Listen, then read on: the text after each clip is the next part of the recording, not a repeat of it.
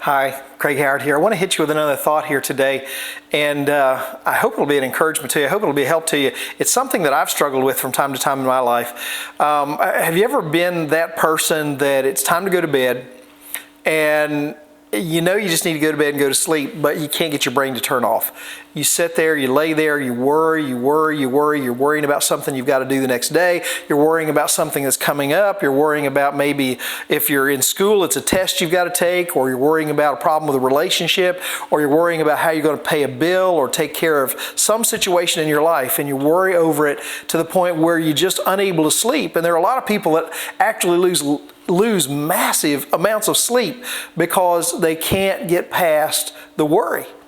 And maybe that's you. Maybe that's you right now. Maybe you're somebody that's a chronic worrier and you just are struggling with it. You can't help it. I want to give you something that might be an encouragement to you. There was a researcher that decided to research the ideas of worry and how worry affects us and how powerful it is in our life. And so they did this study and they asked participants to write down what their worries were, people that were chronic worriers.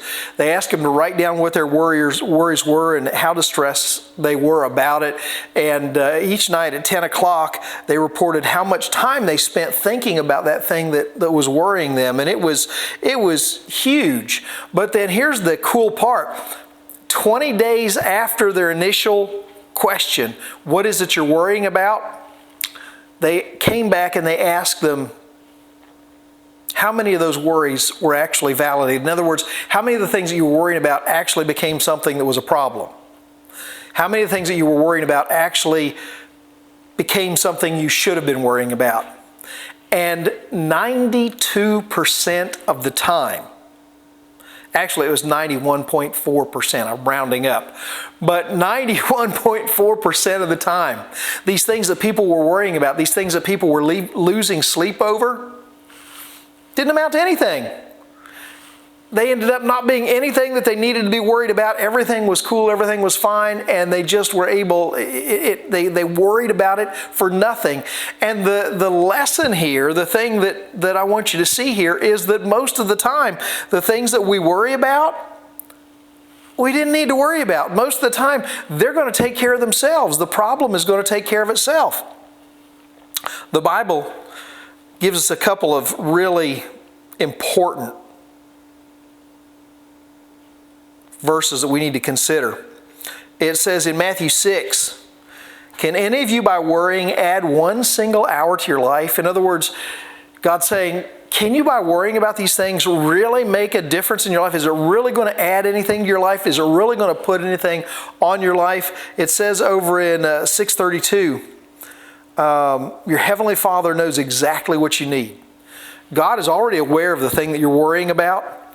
And He's still on the throne, and He's still got things under control. And we just need to trust those things that we're worrying about into His hands. And in 1 Peter chapter 5, verse 7, it says, cast all your worries onto Him because He cares for you. Now listen, I know sometimes it feels like worry is impossible to let go of. I know sometimes it feels like it's just out of our control, but I'm here to tell you that if we can just reflect on the idea that most of the time, these things that we're worried about aren't going to amount to anything anyhow, and that God is still on the throne, and that God knows our situation, and He's told us to cast our cares on Him, to cast our worries on Him, because He cares for us. And if we can just go to God as we're getting ready to lay down and we're tossing and turning and we can't get it to sleep and we're worried about it, if we could just go to God and say, God, here's my worry. I want to give it to you. I want to hand it over because I can't handle it anymore. I can't deal with this anymore, Father. I need you to just take this worry and I'm going to put it in your hands, and however you work this out is going to be fine with me. And if we're willing to do that, if we're willing to get to the place where we'll just trust God and say, okay, God, this is in your hands, it can make a huge difference on that worry factor. 91.4% of the time, that worry is not going to amount to anything. So I want you to keep that in mind today as you're going through the day. Maybe you've got something coming up. Maybe you've got a test coming up. If you're a student, you've got a test coming up and you're kind of worried about that, or you got a test coming up the next day. Study. Spend some time studying.